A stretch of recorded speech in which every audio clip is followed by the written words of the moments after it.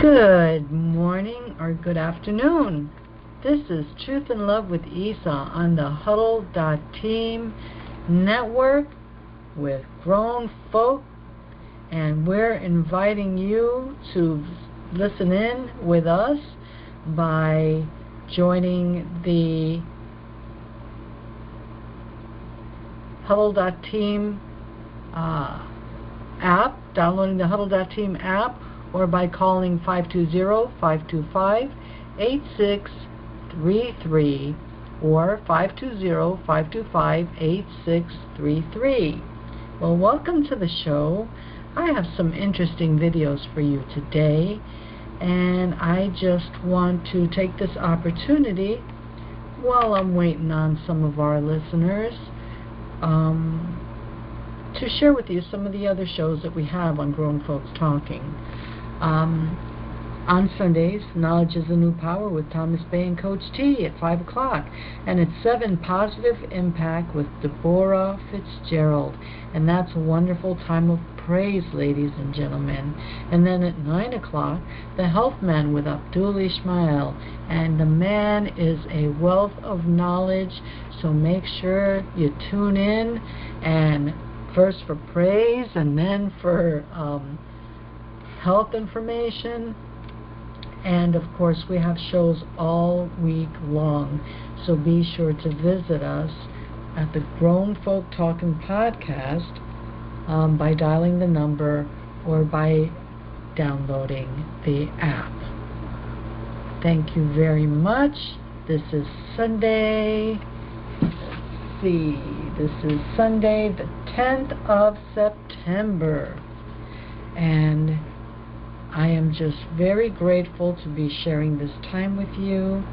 I would like to share with you today a video of Dr. David Martin that is called Dr. David Martin, Don't Fear the Coming Lockdowns, the Cabal is Already Dead.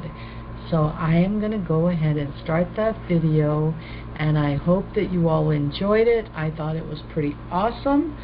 So, enjoy. Ladies and gentlemen, welcome to Man in America. I'm your host, Seth Mulhouse.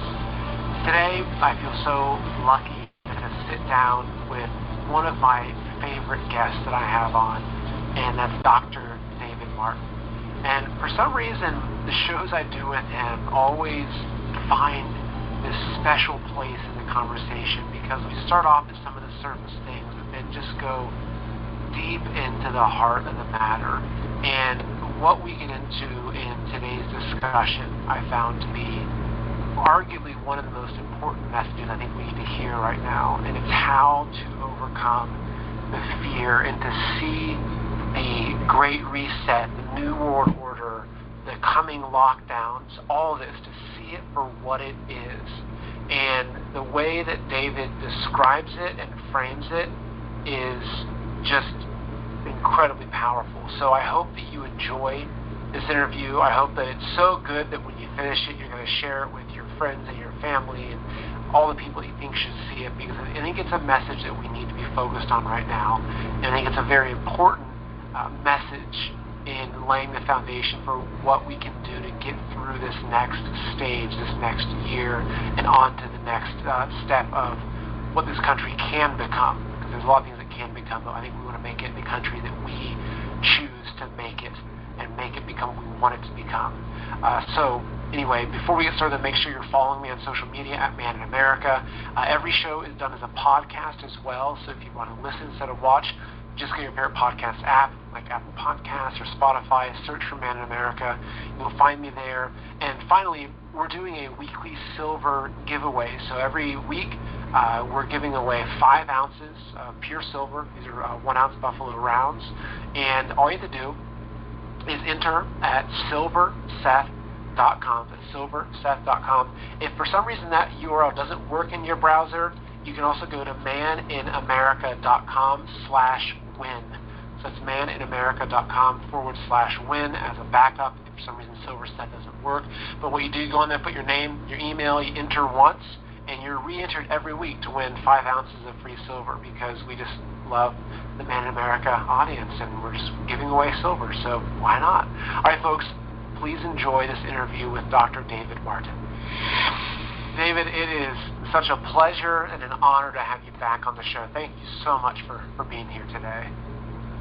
It is indeed a delight, Seth. I enjoy it, and it's wonderful to see you again and see that we're thriving in a time where genuine humanity is flourishing against the backdrop of the compost of the old system. So wonderful to be here. What a great way of putting it, the compost of the old system. Yeah, so, well, there's always so much that we can talk about, and I think there's so many different areas we could go into and just have hours of conversation, but I first came across you in the original Plandemic movie, and with Mickey Willis and Judy Mikovits, and you were someone that I think had not a crystal ball, but this immense insight into the COVID pandemic and the background, the history, the patents, the goals, the way it was going to be rolled out, and so much of that really proved to be very true. And so here we are, for a lot of people, they're like, oh my goodness, finally we're past the pandemic, until, of all people, Alex Jones, comes out, and again, the hashtag Alex Jones was right. I mean, it's spot on. He comes out. This was released last week, where he said, exclusive Biden admin preparing to bring back full COVID restrictions, rollout to begin mid-September. So that story came out. Then we started seeing all kinds of other stories coming out, basically backing up that. We have, Lionsgate now requiring masks and I think even testing. We've got certain colleges now are going back to masks. Natalie Winters, shared this recently on Twitter, where she found that the federal government has already begun buying COVID-19 equipment and hiring consultants to enforce pandemic-era safety protocols. And some of these contracts are scheduled to begin in September and go in October. And I went and looked into some of those, and it's exactly it. So everything points to them, especially heading into an election year, restarting this COVID engine, restarting the fear, the masks, the lockdowns. Yeah. What are your thoughts on this? What are you seeing? Well, remember that this was a behavior modification exercise in what we're going to call COVID 1.0.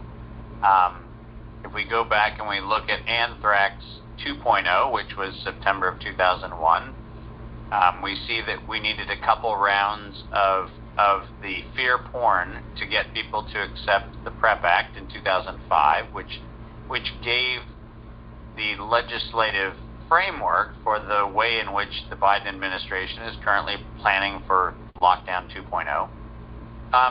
This is a very old playbook. I mean, if we go back and we look at how old the playbook is, we can certainly go back and see that the syphilis experiments were what we needed to get everybody addicted to penicillin. We needed the HIV epidemic to get everybody addicted to AZT and very costly medications. We needed to create hyper allergies, food allergies. We needed to create all kinds of other things with environmental toxins so that we could get people addicted to epinephrine pens, which then mysteriously became $40,000 a dose. I mean, it's amazing how this works. We have a pattern that goes back to 1904 when the Japanese figured out that Bacillus thuringiensis was a gut toxin to vertebrates, to humans. And so, not surprisingly, we decided to do what? Use Bacillus thuringiensis to modify all of our seed crops. BT cotton, BT corn, BT soybeans, every single thing you put in your mouth that's not GMO, GMO-free certified, every single thing you put in your mouth that has corn syrup in it, that has your tofus and your soy milks and your soy sauces, and every single thing you put in your mouth is actually containing inside of it a toxin that was known in 1904 to create gut problems. And lo and behold, Seth, we have irritable bowel syndrome, and we have dietary issues, and we have heartburn, and we have gut issues, and we have everything. And if we look at this, we got to remember where we are. This is behavior modification exercise. This is not about a pandemic. There is no health emergency There is no health emergency to be declared. Allegedly, the new variant, which we're supposed to be told is now 26% of the circulating population, the Eris variant, is actually not a variant. It was actually not only planned, but if you look at the clinical trials for the multivalent injection that's currently being developed by Moderna, BioNTech, and Novavax, what you'll see is that in all three of those, the alleged variant, which is the new variant of concern, was known about before the variant of concern even existed, because it actually entered clinical trials before it was in the population.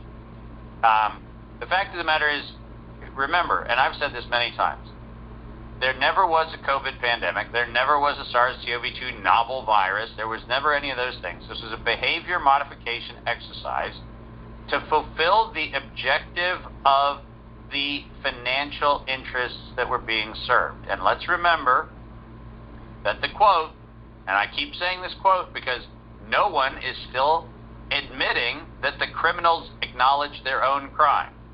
Until a pandemic is at emergency threshold, the public doesn't understand the need for medical countermeasures such as a pan-coronavirus or pan-influenza vaccine.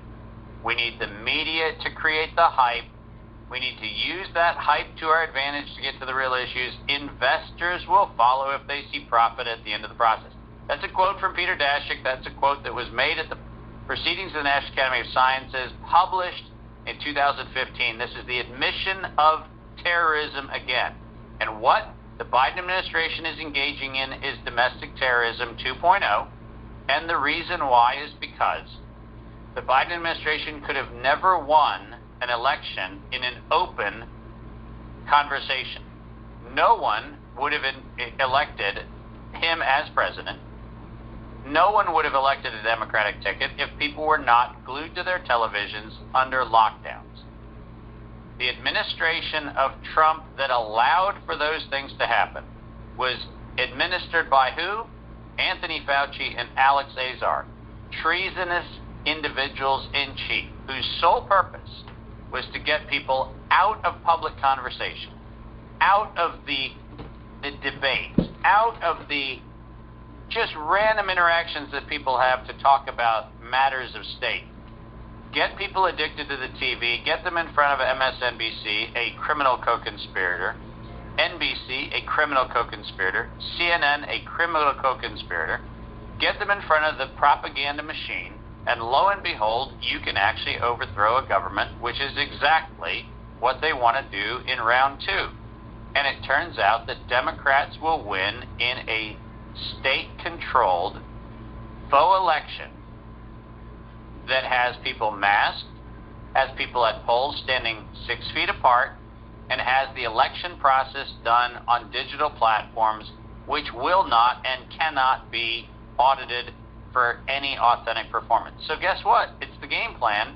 And remember, nobody's sick right now. People are actually dying from the effects of the hyperacceleration of cancers from the pseudouridine that was in the shots. People are dying of myocarditis, but nobody's sick right now. So remember, this is domestic terrorism. It is a clear treasonous act by the head of state, which is the reason why in the Constitution we had provisions that said that when the government no longer is in service to the people, we have within our rights to replace the government. And there's a lot of questions that come up for me with this. So, looking at what their behavior modification 2.0, the media, as you mentioned, played a significant role in people's compliance.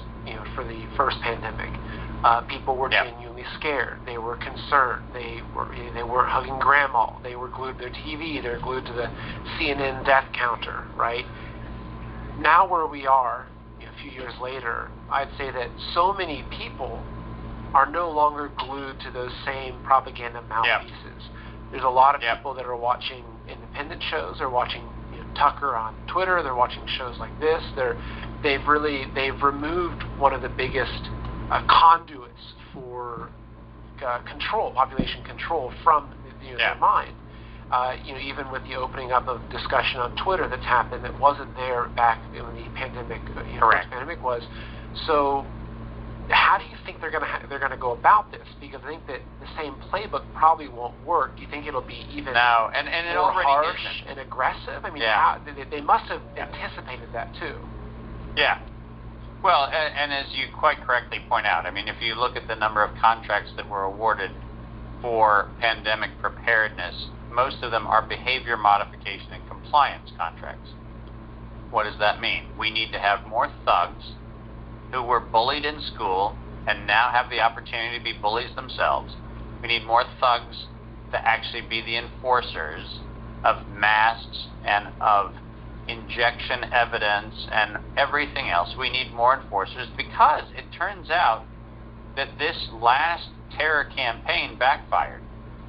If you look at the data set, it's very fascinating. Many parents are now not even giving their children the regular scheduled injections that were once upon a time relatively straightforward and assumed to be safe and effective.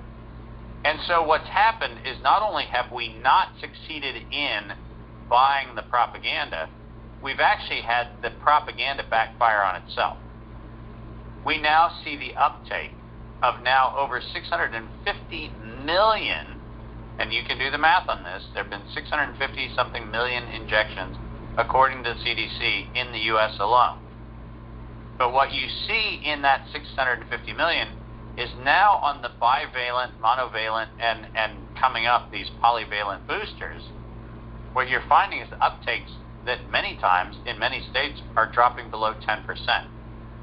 Now, remember that Anthony Fauci stated in Congress in 2019, in the first week of December of 2019, Anthony Fauci said that the reason why they were doing this exercise was to get the public to have 100% acceptance of the influenza shot. That's what the official stated congressional hearing message was. Now, it's pretty interesting to recognize that you have Anthony Fauci clearly stating that that is the reason why they were doing the exercise in the first place, but now we're dealing with a world in which not only did we not take the flu shot, but we're now not taking that, and we are not buying off on this nonsensical booster regime where at this point in time, if you've been following the recommendations, you're somewhere between 4 and 5 total shots, 2 or 3 boosters.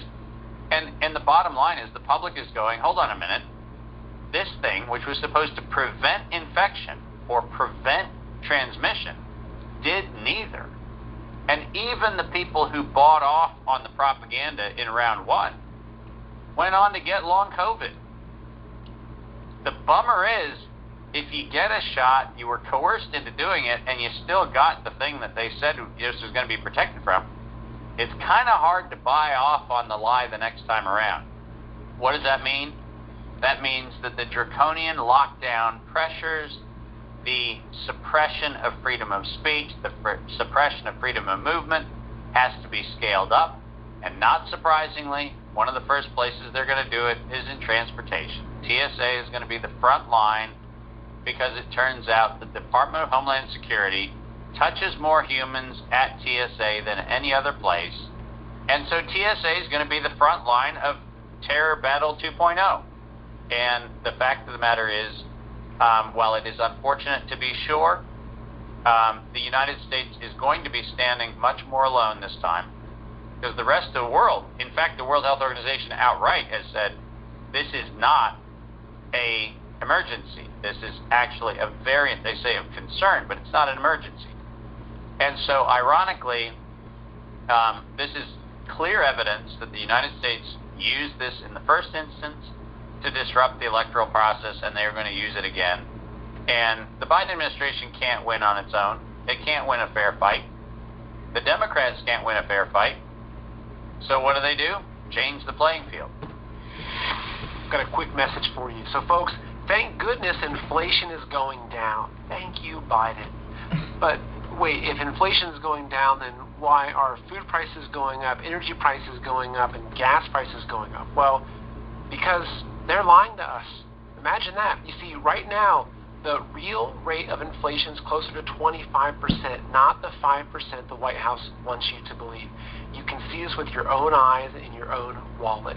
What this means is that if you had $100,000 in your savings account just 1 year ago, today, it's only worth about $75,000 in terms of your actual buying power. Your money is losing value by the day. If you went back to 1920 and you had a $20 bill or a 1-ounce gold coin, you could walk into a men's clothing store and buy an entire suit, jacket, shoes, pants, belt, everything. But think about it. What would a $20 bill buy you today? Maybe some socks. But an ounce of gold will still buy you that same suit. And this is why I believe that now, more than ever, it's a good time to consider transferring at least a portion of your wealth into physical gold and silver, real-world assets that stood the test of time.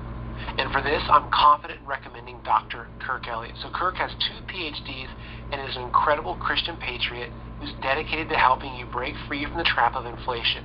You can buy gold and silver directly, even in small amounts, or you can transfer your IRA into physical gold and silver with 0 taxes or penalties. So 3900 to speak to a real person, country in Europe. I mean, it was obvious this whole thing was coordinated. So, so basically, if I'm understanding what you're saying, that let's just say that the overall plan of Agenda 2030, which is moving towards that, really coming from the Europeans and the bankers and those kind of globalist organizations, that the United States almost has to accelerate aspects of that plan within our own country because the people here have to keep themselves in power through 2024. Correct. So they're going to be, honestly, kind of on their own, which is interesting. That's my first time hearing that. Yeah, remember that the World Economic Forum and the World Health Organization have no chance of passing their treaty if the Democrats aren't in power. Okay. So why do you think the WHO wouldn't support? We actually have to have a Democratic victory. Have to. Not close. The Democrats have to win for the United States to cede its sovereignty. I see. And so how do you see this playing out? Because I'm already seeing, I was looking at Twitter before our interview, and I think do not comply is trending. I'm seeing that there is so much resistance. It really is, fool me once, shame on you. Fool me twice, shame on me. Right? And so many people I'm seeing there say, I'm never going to wear a mask. I won't mask my children. I won't do this. So as we inch toward 2024, getting the 2024 approach the election, it seems like the more desperate that these, the deep state, whatever you want to call them, the more they get and the more they push, it's like they've crossed the kind of peak where now as they push harder, it doesn't mean that we get suppressed further. It means that we resist even more. And so I think it's going to go.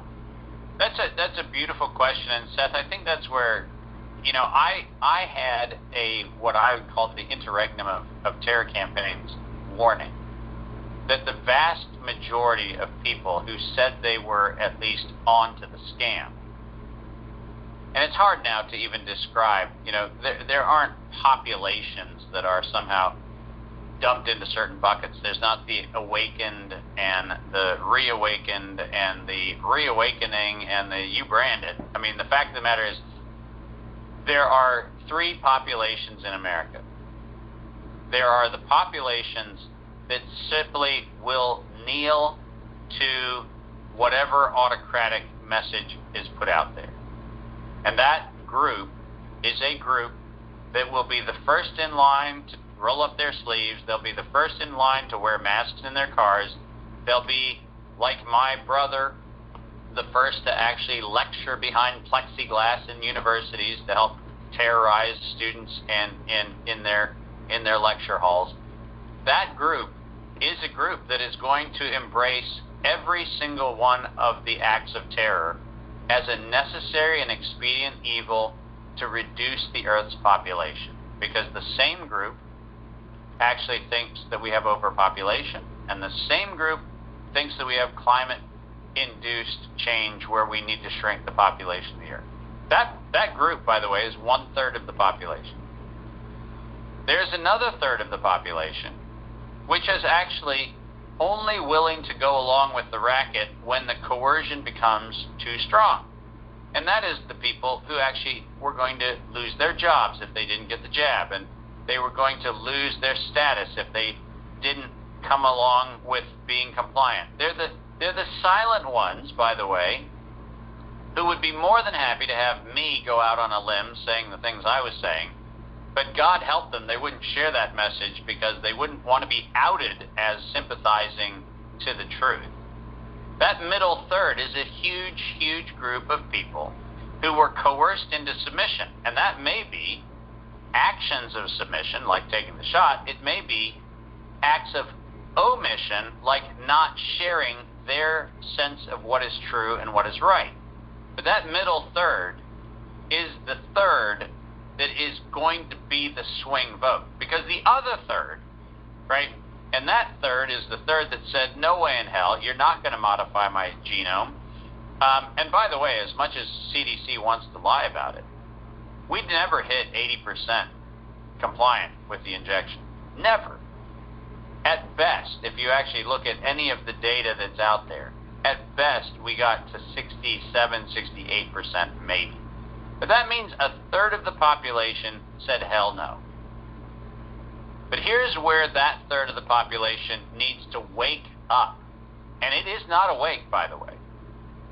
We should be the ones right now increasing the amplitude and the pressure on school boards and on public officials and on elected officials. And right now we should be saying, we dare you to bring back a mandate. Right? We dare you to bring back a mandate, because we are not going to be the agencies of domestic terrorism, and we are not going to watch it happen on our watch. And right now, we've got a bunch of people who have celebrated the victory of coming through COVID-1, and they think that they won, they think it's over, they think they're out of the woods, and they are not. This is an ongoing assault on humanity. And by the way, the baton handoff, and I'm one of the few people who I'm willing to say this, but the baton handoff that went from COVID to transgender, which is now going to hand the baton back to COVID, is an assault on human dignity. It's an assault on everything that we as people hold dear. Because the fact of the matter is, I was never a hater of any group. I still am not a hater of any group. But I was also not anti-science. I was not anti-anything. I was pro the human experience of life. That's what my life is about. That's what my life has always been about. And the fact of the matter is that whether it's transgender, whether it is, you have to accept the horrific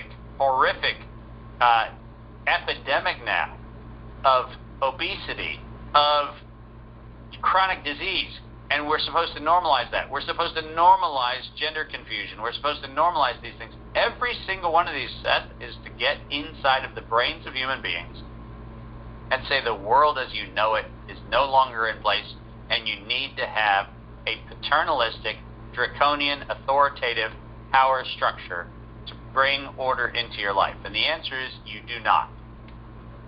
You, as an individual, are fearfully and wonderfully created to be amazing.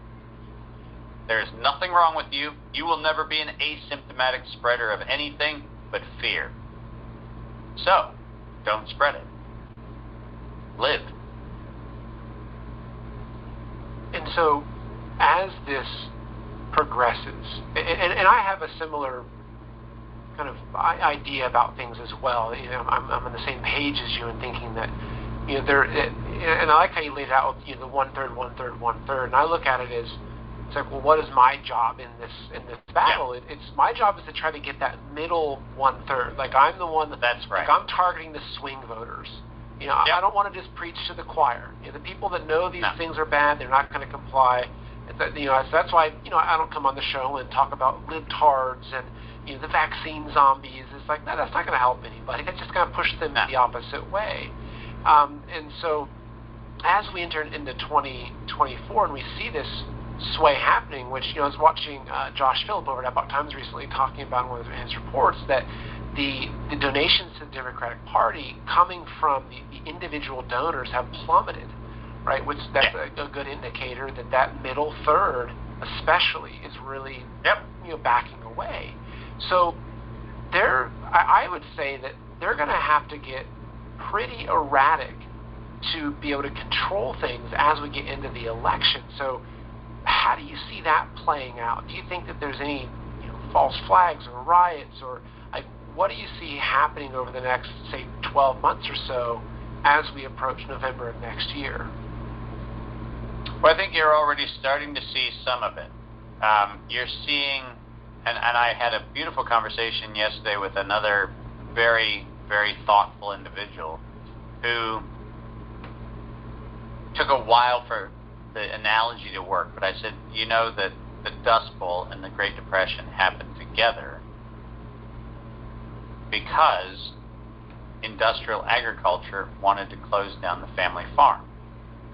Now, that's an objective fact. If you go back and look at it, we didn't have climate change. We had a manufactured financial crisis that did not affect family farms, but was taken from the large corporate banks and infected the family farm banks, which gave rise to the incapacity for farmers to farm. The Dust Bowl was a banking crisis. It was not an environmental crisis.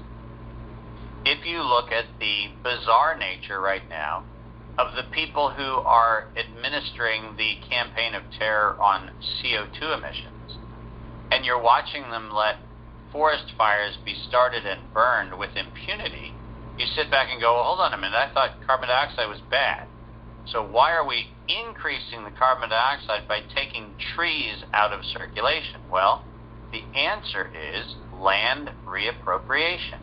That's what it's about. It's about reappropriating land. And the best way to reappropriate land is to have a fire.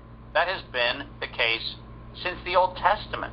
So this is not a new thing. This has been around for thousands and thousands of years. When humans cannot win on a fair playing field, they use fire.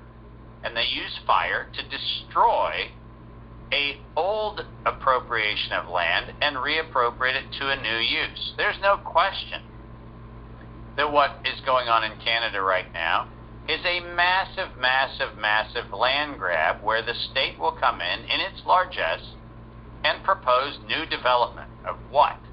Of things that will be pro-state.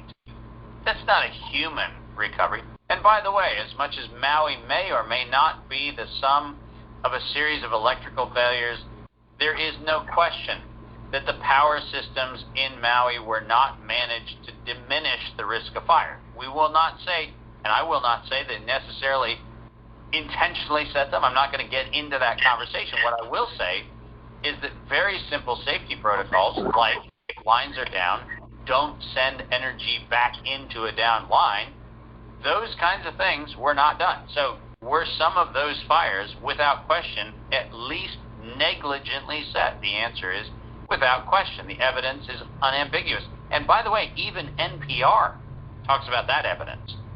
So the fact is, we know that what we have is a situation where this ongoing campaign of terror is about reallocating, redistributing, and reappropriating resources into state control. And there's no question that that's what happened in Maui. There's no question that's what's happening in Canada. And there's no question that that's what's happening in fires that are going on all around the world, remarkably in places where climate change activists say they're the most concerned with climate change. They're pumping CO2 into the air. So this hypocrisy is necessary to create the cognitive dissonance. Because when you sit there and you go, I don't even know what anybody stands for, what's going to happen is we're going to have more of these false events. What are they going to look like? I've talked about this before. We have been conditioned to accept that there is an alien threat. We now know that the Space Force has an appropriation because we're pretty sure there's going to be a hostile something coming from somewhere. Seth, over the last 6 months, and I encourage people to look at this, back almost a year ago when I gave a speech at the Arlington Institute, I said, watch for the number of solar flares and near collision reports coming about asteroids and various objects from space. And I'm telling you, since I gave that speech, every week there's a proliferation of solar mass ejections that are going to disrupt communications, and then solar ejections that are going to disrupt satellites, and then, oh my God, we found an asteroid that we didn't know and it's on a collision course with Earth. You don't do that advanced programming if you don't intend to have an event where you're going to blame the sun, or you're going to blame an asteroid, or you're going to blame something else for a series of events which are going to be sold as cataclysms. And the reason I do these interviews and have these conversations is it's very helpful to go back and say, oh my gosh, Dave actually told us that the asteroid was going to hit us. Well, I didn't tell you that. I told you that the messaging is not selectively used unless the intent is to use it. None of us give a shit about solar flares. Seth, you don't wake up every day going, I wonder what's going on with the solar flares. But I don't care what media you consume. You cannot look over the last year and find a month where you didn't have 3 or 4. It's going to disrupt communications. It's going to disrupt satellites. It's going to disrupt economic systems. Guess what? Every one of those solar flares came and went. And you know what happened in your life? Nothing. And you know what happened in the lives of everybody else? Nothing. And the reason why is because we live in a world that was designed with its magnetosphere to actually make sure that solar flares don't have a huge impact on us. And what have they been doing recently? Well, the most recent scientific publications are saying we're thinking that there's a degradation in the magnetic force of the Earth. Really? What's that story really about? That story is getting us ready for an attack. So I look at these weak signals, right? Solar flares, UFOs, now UAPs, we call them unidentified aerial phenomena. Why did we change the brand of UFO? Well, it turns out that there's a reason you change the brand, just like we changed the brand of flu to COVID. If you change the brand, now all of a sudden, you're not saying it's a UFO from some other place. An unidentified aerial phenomenon could be a giant blimp from China. It could be a satellite that's being launched at these horrifically bizarre frequencies right now. It could be all sorts of things. And we, the people, have no idea what is in the payload of SpaceX Falcon rocket launches. We're told it's communication satellites. You have no idea. No idea. And the fact is that we know that the unidentified aerial phenomenon notion was a branding transition to get us ready to accept a false flag event where an alien energy, an alien force, an alien something decided to hit a specific location. And you only run those stories because you're planning on executing the storybook. So they're not really leaving this to the chance of one thing working. That they've got their layers and layers. It's like, okay, if the lockdowns fail, the masking fails, the public doesn't fear this and they choose not to comply, they start rising up too much, then you just throw the next thing at them, the next thing. Oh, no question. I would not be surprised in October to have an alien attack. Now, what would that look like? It could be a North Korean nuke that we call an EMP, in which case we say, well, it was that. I wouldn't be surprised if we have this bizarre emission of a high-energy beam from space, which we are told is coming from a quasi-intelligent asteroid or some other nonsense. And I wouldn't be surprised to see that hit a urban center, where along with it, are you ready for this? There's probably some sort of pathogen that comes with it. So you might not have believed that you need the mask for one thing, but you do need the mask for something else. By the way, they already tried that in New York this summer. The Toronto and northern Ontario fires, and then all across the Northern Territories and up into Alberta, those fires led New York to try to reinstitute, hey, are you ready for this? A face mask mandate for air quality because the air quality sucked from the fires. What's that trying to do? It's trying to normalize the use of face masks. Well, great news is New Yorkers, even the crazy New Yorkers that actually went along with 1.0, didn't fall for it, because they actually realize that breathing is actually a kind of an interesting human imperative, and breathing with a mask sucks. So most people didn't fall for it. But the fact is, every one of these things, people need to look at the facts. The facts are that the playbook is being told to us. The facts are being laid out for us. Every one of them is being pre-announced, premeditated, and the audacity of the actors is such that they are market testing where they can trigger the largest fear response. And I think that the UFO thing wasn't working. It was supposed to work, because remember, COVID brought us UFOs too. You got to remember that. COVID brought us UFOs, so the reason why I'm putting these things together is because they put them together.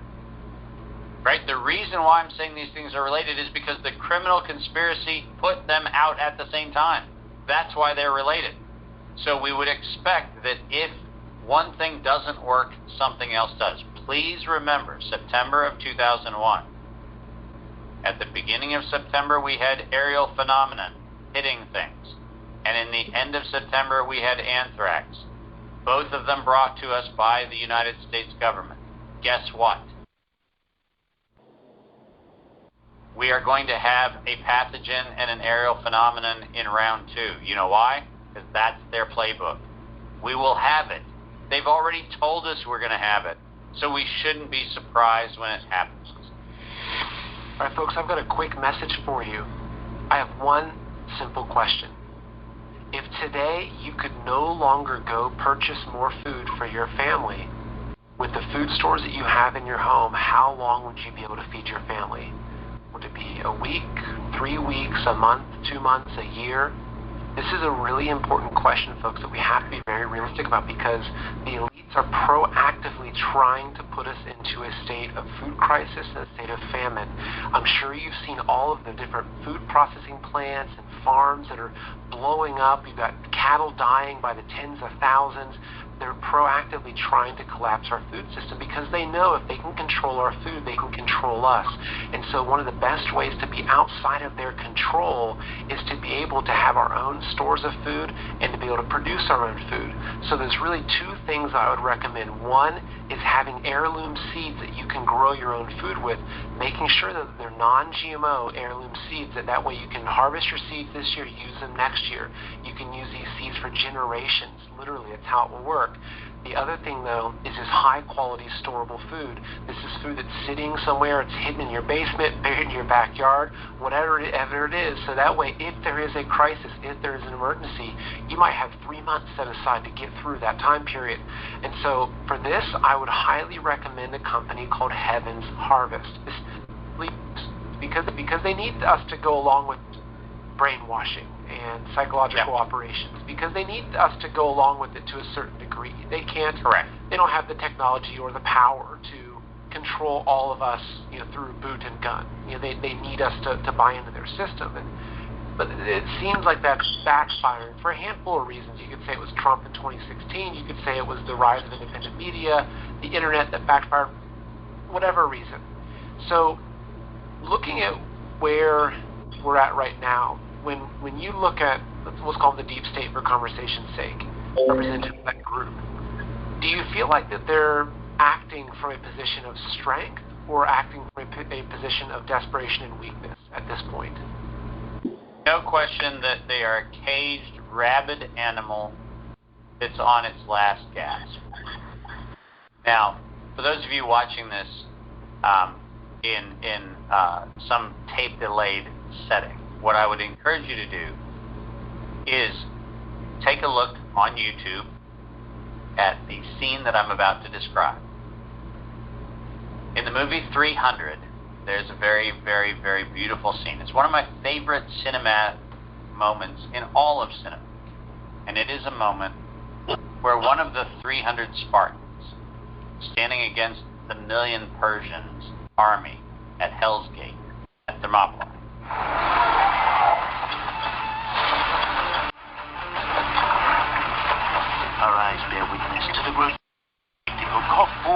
darkest order of Xerxes' empire.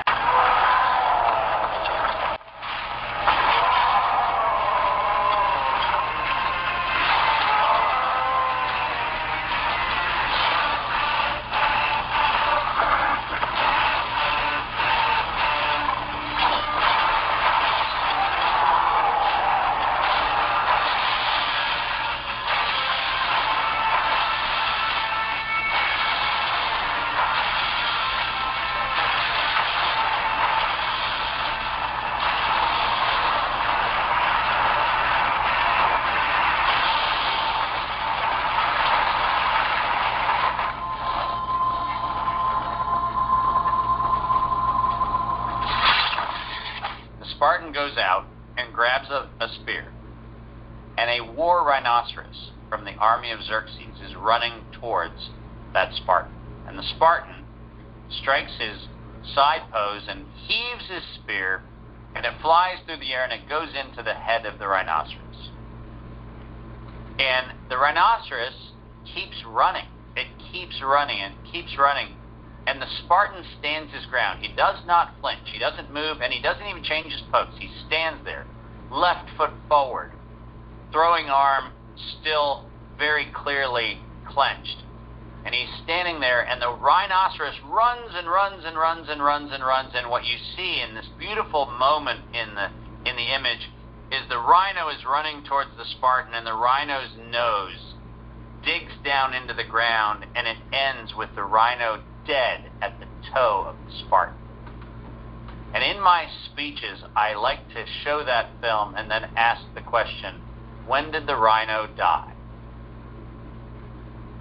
Did the rhino die when it stopped moving? Did it die when the spear went through its head?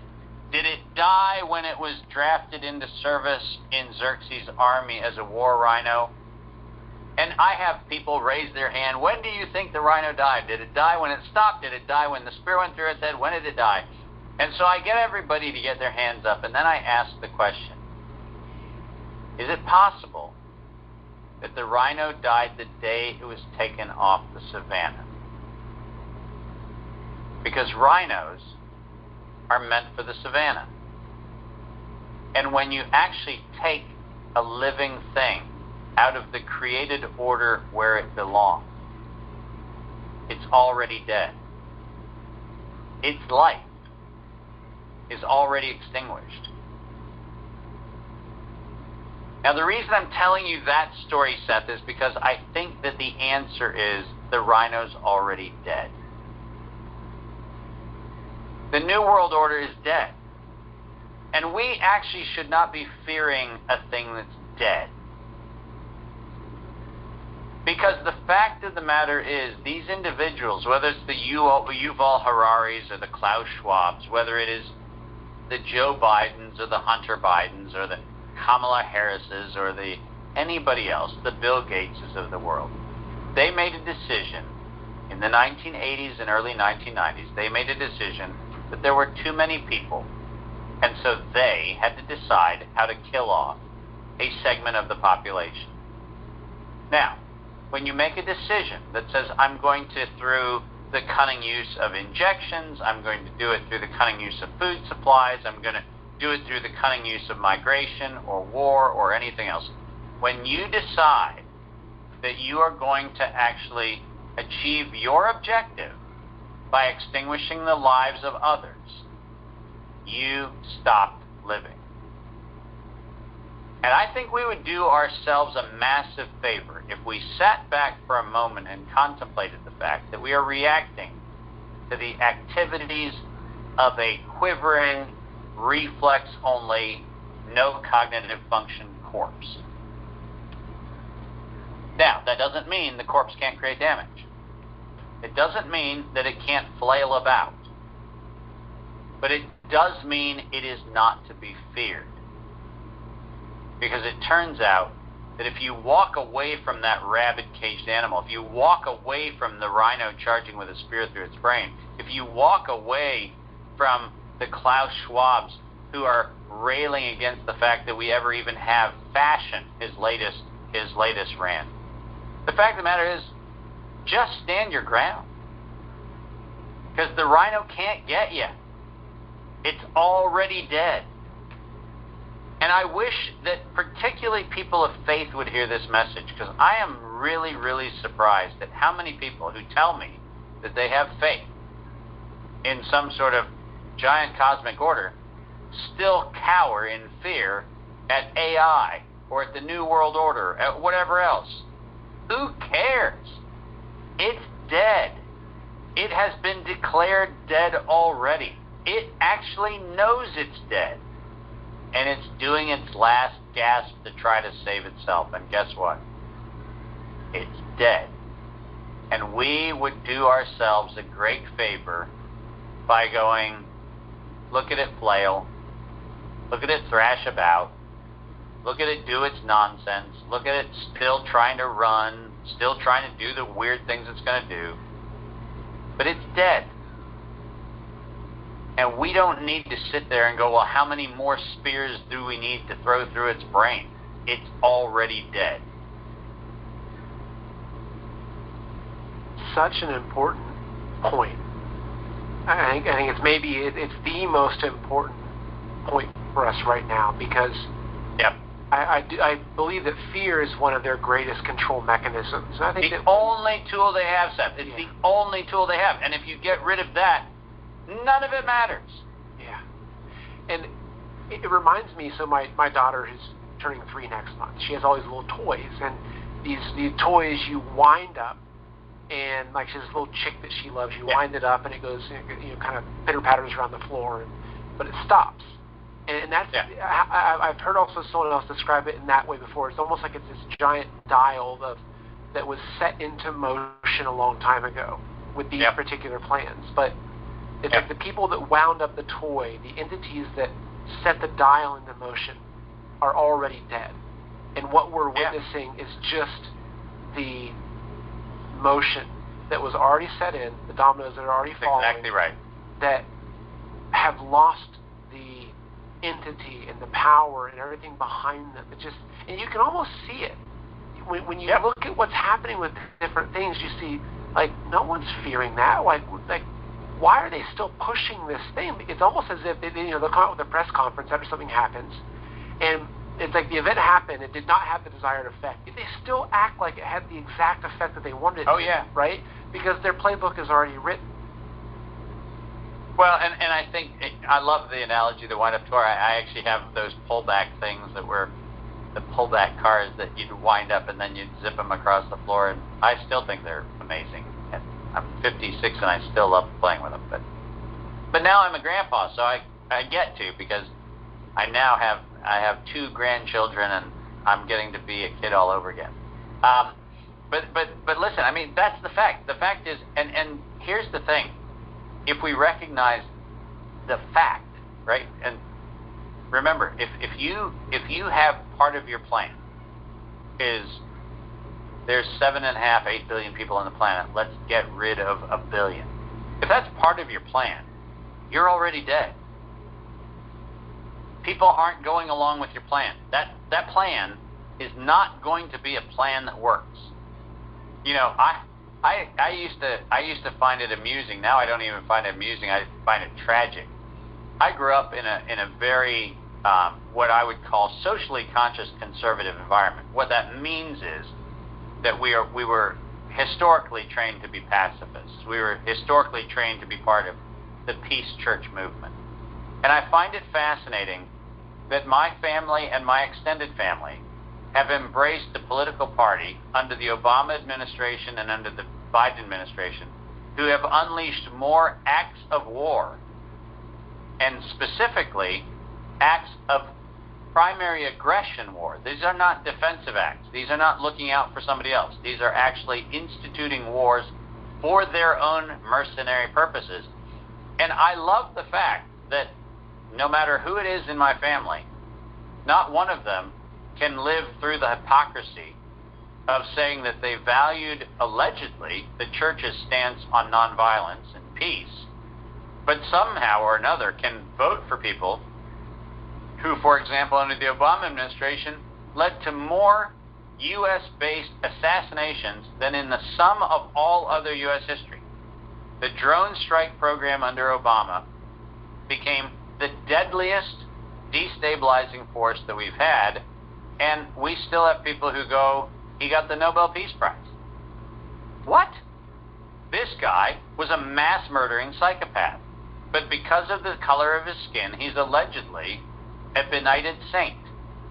Here's the problem. The problem is anytime you see that level of cognitive dissonance, you know that the programming is meant exactly to your point, to hypnotize and to control a population where they suspend their own critical thought and they suspend their own view of reality, including people who, listen, if I described the events that led up to Ukraine,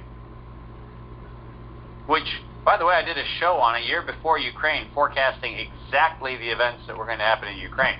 So talk about tea leaf reading, nailed that one. But I did that event. If I actually sat down in the churches I grew up in and said, who do you think would be responsible for the description of what I just told you? They would immediately say, oh, that's the war hawk Republicans. No. It's your tree-hugging left Democrat. That's who brought you that campaign of terror. And that kind of thing. Remember, what's happening? The Bible refers to this as having your conscience seared. Now, most people don't understand what that specifically means. Searing a thing is something that's done with a hot iron. And what it is actually something that doesn't impede the flow, it actually blocks the flow. So a seared conscience isn't a conscience that still kind of works. A seared conscience is a conscience that doesn't flow at all anymore. And we are living in a world where we live among a society with seared consciences. I like to remind people of their own language sometimes, because I think many people of faith forget that we actually were told that these kinds of things happen. The whole reason why the Old Testament is filled with the minor prophets is because this happened over and over and over and over and over again. We've had Anthony Fauci 4.0, 5.0, 6.0, and all you have to do is read the book of Judges and you realize this has been around for a long time. But the problem is, we're still not learning. We're still giving into fear. And we're still giving into the notion that we are somehow this tiny little population of helpless people who all we are is just the last ragtag band of people standing for freedom. No, we're not. You know what God's message was every single time in the Old Testament when somebody goes, I think I'm the only one? And God would go like, no, there's a lot more. But I feel like I'm the only one. No, there's a lot more. What's the point? The point is we need to stand together. Freedom of assembly is the basis of democracy. Freedom of speech, basis of democracy. What we need to be doing is just continuing to gather, continuing to have conversation, continuing to remind ourselves that the old paradigm is dead. And when it lashes out and Whole Foods says you have to have a mask to go into Whole Foods, don't go into Whole Foods. Don't. When somebody says, well, you have to have this to get into that, great. Don't. Just don't. Stand like the Spartan and watch the rhino die at your feet. That's the only thing we have to do this time. And I'll actually post-show, I'll put that clip in there. Actually, I found it as we were talking. I was going to play it. It's one of my favorite movies also, it's for so many reasons. But, so looking at, and this might be a difficult question to answer exactly, but I love asking you the difficult questions. So, this beast system, this new world order system, which is this giant rhino that was charging at mankind and then had a spear thrown into its skull, say 20, 30, 40 years ago, and it's still sliding towards us. And for a lot of people, even a lot of very awake people, they're still frightened of the rhino. They just know the details of the rhino. They know how many horns it has. They know how much it weighs. They know, the direct path. And so maybe they're even more frightened of the rhino because they see it so clearly. How do you think this final stage plays out in terms of when do you think that rhino will come to a screeching halt? Yeah. And people will then look at it and say, that's a dead rhino and it has no power. When does that event happen? I actually think it might have already happened, Seth. I think it might have already happened. You might know this. I know many people do. I gave a speech in May at the European Union Parliament. I was supposed to have 45 minutes. That 45 minutes, because people arrived late, because all kinds of other things happened, that 45 minutes was reduced to 21 minutes. And I delivered a speech, and I called my beautiful wife, Kim, afterwards, and she had gotten up at whatever it was, 3 o'clock in the morning, to hear my speech. And she goes, how do you think it went? And I said, it was terrible. I only had 21 minutes. And there was this long pause, and she goes, your speech was perfect. It was the 21 minutes that will change the world. And there you have it, ladies and gentlemen. That was Dr. Martin on Man in America. You can find that on rumble.com, titled Dr. David Martin, Don't Fear the Coming Lockdowns. The Cabal is already dead. And it is, my dear ones. Just remember that the devil goes about like a roaring lion, seeking whom he can devour. So be sober. That's 1 Peter 5:8. Be sober, watch, because your adversary, the devil, walks about like a roaring lion, seeking someone to devour. So don't give in, don't give out. Stand in the authority that Christ has given you, and don't be afraid of these people, because fear is their greatest weapon. So if you're not afraid of them, guess what? They have absolutely no power. And there are a lot of people of faith standing, and you are called to stand in these times. So I want to remind you again to tune in at 5 o'clock with Knowledge is the New Power with Thomas Bay and Coach T. And at 7, Positive Impact with Deborah Fitzgerald. Lots of beautiful praise there. And then at 9 o'clock, The Health Man with Abdul Ishmael on the Grown Folk Talking podcast. I'd like to thank Forrest and all the others who take part in this podcast. Thank you for listening today. And I want to leave you with the blessing of Psalm 103. Bless the Lord, O my soul, and all that is within me. Bless his holy name. Bless the Lord, O my soul, and forget not all his benefits, who forgives all your iniquities and heals all your diseases, who redeems your life from destruction, who crowns you with loving kindness and tender mercies, who satisfies your mouth with good things, so that your youth is renewed like an eagle's. Better times are coming, my dear ones, so just hold out. Love you. As I said, it is September 10th, 2023, and this is Truth and Love with Isa, and I look forward to you joining me next week. Until then, have a blessed day, ladies and gentlemen. God bless you and keep you, make his face to shine upon you, be gracious unto you all the days of your life. Good day.